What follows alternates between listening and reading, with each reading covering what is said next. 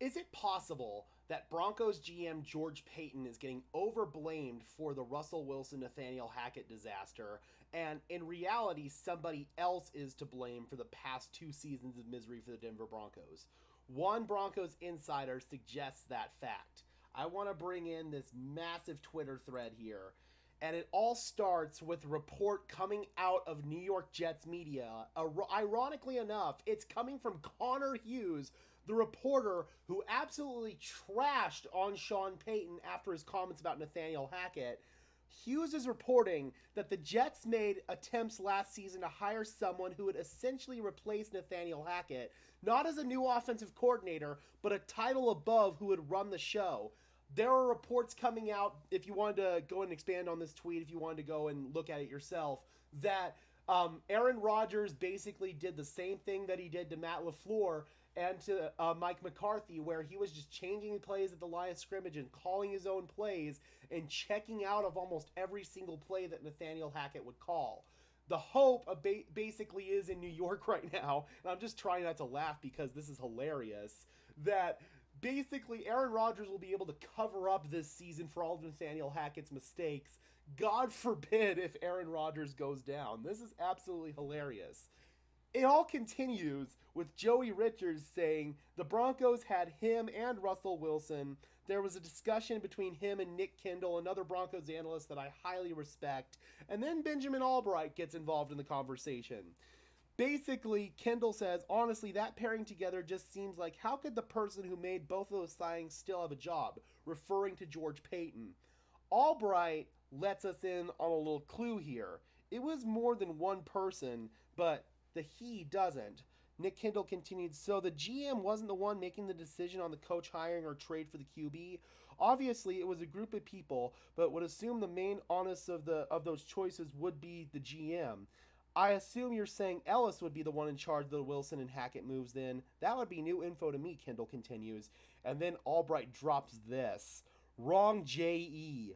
Basically, there was a head coach search committee and two people on that committee, KK, I believe that stands for Kelly Klein, and I can't figure out who RJ is, made the very strong case based on his interview that it should be Nathaniel Hackett. So, note that. Despite the GM, George Paton's gut feeling it should be Dan Quinn or Jonathan Gannon, and the scouting director lobbying for Kevin O'Connell. That ultimately would have probably been the best hire of the bunch. Their case was bolstered by former GM John Elway promising he could deliver Aaron Rodgers at quarterback if they hired his boy Nathaniel Hackett. You have to remember, this was back when collaboration was the big buzzword. They accelerated their hire of Nathaniel Hackett, Denver did, when the Jags flew out to Denver on a private plane, thinking they were after Nathaniel Hackett, who they had already interviewed, but the Jags were actually going to interview Vic Fangio. Nathaniel Hackett was hired, and then Rodgers went back to Green Bay despite John Elway's assurances, and the rest is history. Does this atone for some of the other stuff? Does this atone for all of George Paton's other personnel moves? No, it does not.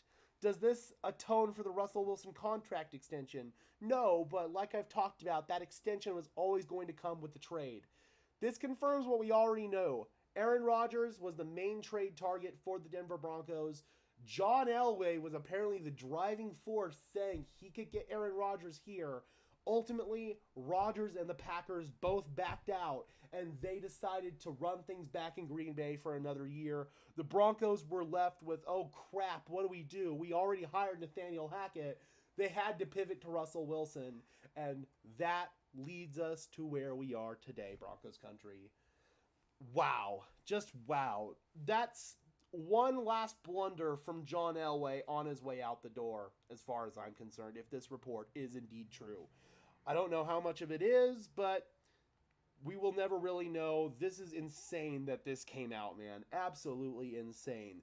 What do you guys make of this, Broncos country? Do you feel like this report is completely legitimate, or do you feel like maybe there are some parts of it that aren't believable? Do you really believe that John Elway was the driving force behind the last 2 years of disaster for the Denver Broncos? Drop those comments down below, guys. I would love to hear your thoughts, as always. Be sure to leave a like on this video as well as subscribe and ring the bell so these videos appear in your notification feed. And until next time, guys, I'm your host, Gage Madrid, saying peace out.